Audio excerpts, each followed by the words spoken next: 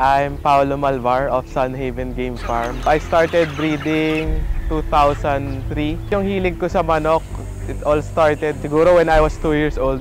Kasi yung lolo ko, si Esting Chupaco, noong 60s pa lang nagsasabong na. So yun, through influence, dito ako lumaki nung bata ako, nakikita ko sila nagmamanok.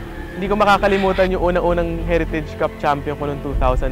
Siyempre at 26 years old, kalaban mo mga matatanda. Araneta pa, yun ang pinakagusto ko doon. Tapos solo champion pa. Yung sunod na Heritage Cup, siyempre mahirap ulitin na back-to-back.